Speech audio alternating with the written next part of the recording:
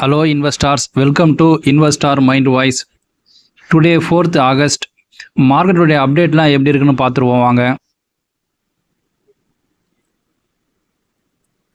First market பார்த்தீங்கன்னா Nifty 50 பார்த்தீங்கன்னா 0.64% 157 point பாசிட்டிவாக ட்ரேட் ஆகி முடிஞ்சிருக்கு.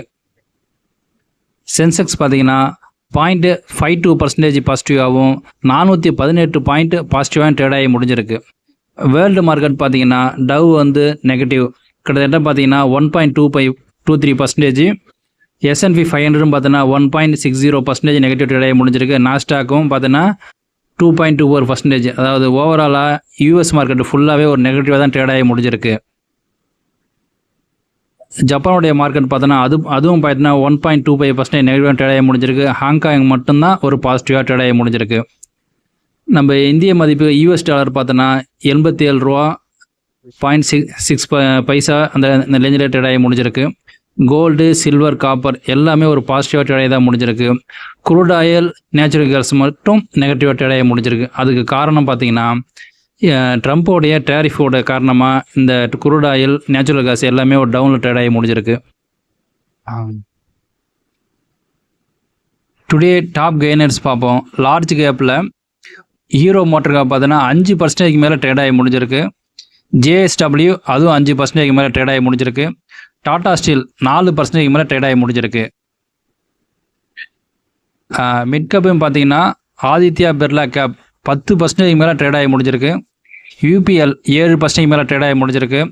சாயில் இந்தியா பார்த்தீங்கன்னா 4% மேலே ட்ரேட் ஆகி முடிஞ்சிருக்கு. ஸ்மால் கேப்பில் டாப் மூவர்ஸ் பார்த்தீங்கன்னா டெலிவரி பார்த்தீங்கன்னா அவங்க ஒரு 7% மேலே ட்ரேட் ஆகி முடிஞ்சிருக்கு. மணப்புரம் ஃபினான்ஸ் அது 6% மேலே ட்ரேட் ஆகி முடிஞ்சிருக்கு. டேட்டா பேட்டர்ன்ஸ் பார்த்தோன்னா அதுவும் 6% மேலே ட்ரேட் ஆகி முடிஞ்சிருக்கு. டாப் லூசர்ஸும் பார்த்தீங்கன்னா சுஸ்லான் பார்த்தீங்கன்னா இன்றைக்கி வந்து ஒரு 1% மேலே நெகட்டிவாக ட்ரேட் ஆகி முடிஞ்சிருக்கு. PA இண்டஸ்ட்ரிக்கு பார்த்தீங்கன்னா அது ஒரு 1.25% மேலே நெகட்டிவ் ட்ரேட் ஆகி முடிஞ்சிருக்கு.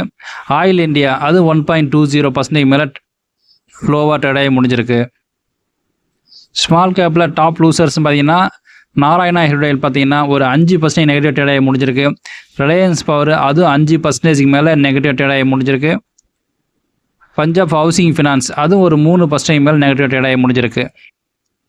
ரிசல்ட் கொடுத்த கம்பெனிஸ் முக்கியமானதை மட்டும் நம்ம செலக்ட் பண்ணியிருக்கோம். அதில் ABB கம்பெனி பார்த்தீங்கன்னா இன்றைக்கி வந்து ஒரு டாப் லூசர்ஸாக லார்ஜ் கேப்பில் இருக்கிறாங்க. அதுக்கு காரணம் அவங்க கொடுத்த ரிசல்ட்டு தான். அவங்களோட இயர் சேல்ஸ் பார்த்தோன்னா 12% பாசிட்டிவாக கொடுத்துருக்காங்க.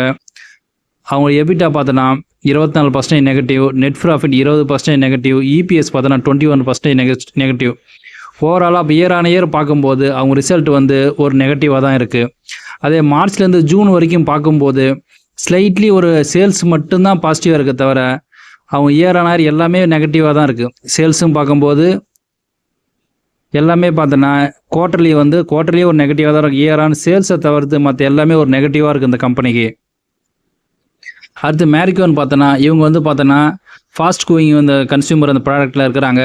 இவங்க சேல்ஸ் இயர் பார்க்கும்போது உண்மையிலே ஒரு சூப்பராக கொடுத்துருக்காங்க. அவங்க சேல்ஸ் வந்து பார்த்தோன்னா 23%, எபிட்டா 5%, நெட் ப்ராஃபிட் 9%, EPS 9%. ஓவராலாக எல்லாமே வந்து ஒரு பாசிட்டிவாக கொடுத்துருக்காங்க. அடுத்து ஏத்தர் எனர்ஜி பார்த்தீங்கன்னா அவங்களுடைய ரிசல்ட் கொடுத்துருக்காங்க. அவங்க இயர் பார்க்கும்போது சேல்ஸு 79% அதிகரிச்சிருக்கு, எபிட்டா 5% அதிகரிச்சிருக்கு, நெட் ப்ராஃபிட் 3% அதிகரிச்சிருக்கு, EPS 92% அதிகரிச்சிருக்கு. ஓவராலாக எபிட்டாவை தவிர்த்து பார்க்கும்போது ஒரு நல்ல ரிசல்ட்டு தான் கொடுத்துருக்காங்க இந்த இயர் பார்க்கும்போது. ஆனால் குவார்ட்டர் ரிசல்ட்டுன்னு பார்க்கும்போது பார்த்தீங்கன்னா சேல்ஸை தவிர்த்து மற்ற எல்லா வேலையுமே ஒரு நெகட்டிவில் இருக்கும்.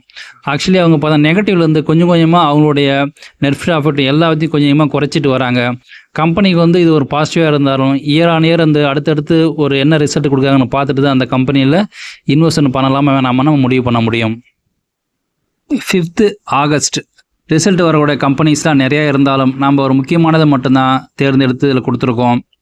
நம்பர் 1 பார்த்தீங்கன்னா எக்ஸிட் இண்டஸ்ட்ரி வருது போகுது. அடுத்தது Bharat Airtel, NCC, KPI green energy, power grid infra, Motisons jewellers.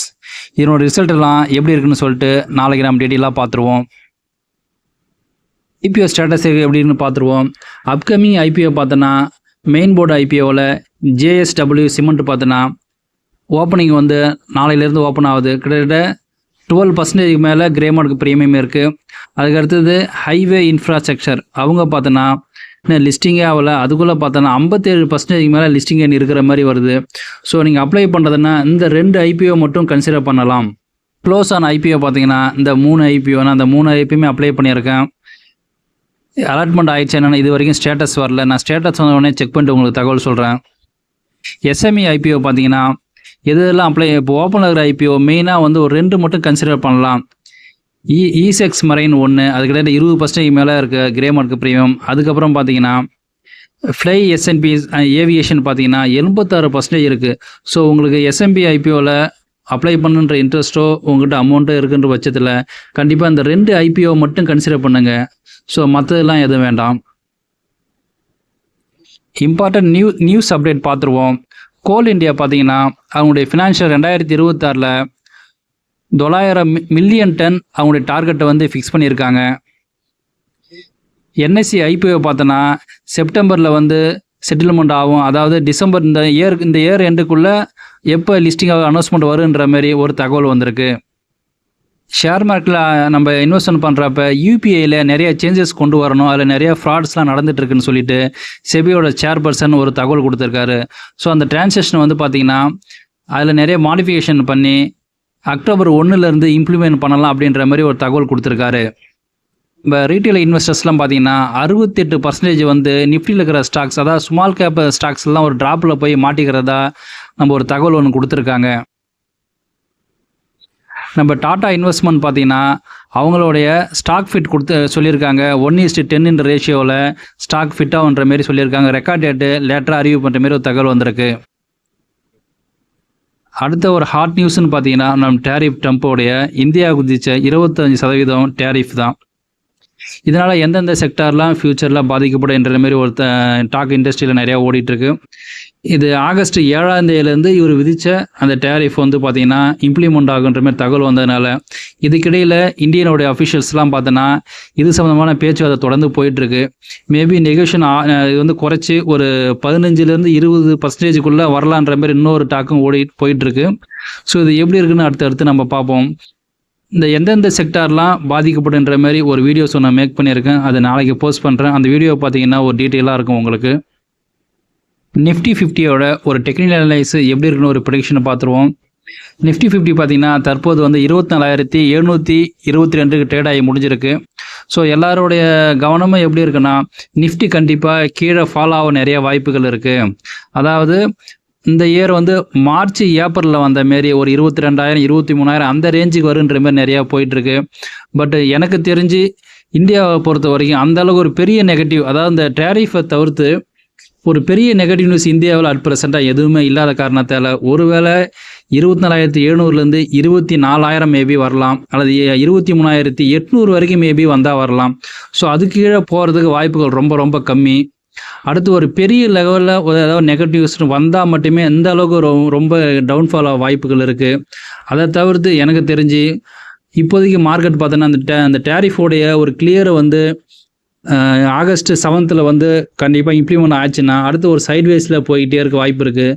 அல்லதுன்னா ஒரு கிராஜுவலாக டவுன் ஆகாமல் தரும் ஒரேடியாக டவுன் ஆக வாய்ப்புகள் ரொம்ப கம்மியாக இருக்குது. ஆனால் இந்த இயர் ரெண்டுக்குள்ளே கண்டிப்பாக நிஃப்டி வந்து 50 பார்த்தீங்கன்னா ஒரு ஹால் டைம் 26,200 மேலே போகிறதுக்கு நிறைய வாய்ப்புகள் இருக்குது.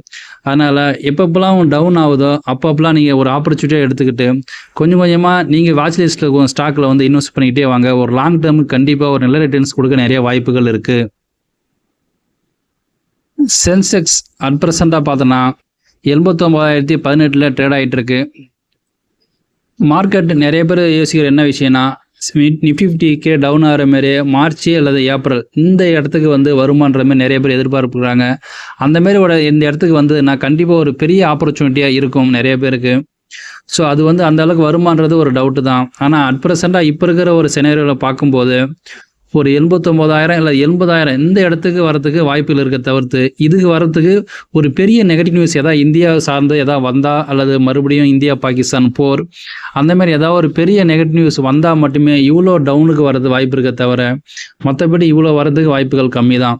பட் அடுத்தடுத்து நியூஸ் எப்படி இருக்கோ அதை பொறுத்து தான் ஷேர் மார்க்கெட் வந்து அப் அண்ட் டவுன் கண்டிப்பாக இருக்கும். ஸோ அடுத்தடுத்து ஒரு அப்டேட்லாம் நம்ம தொடர்ந்து நம்ம சேனலை வாட்ச் பண்ணுங்கள். Okay, thank you.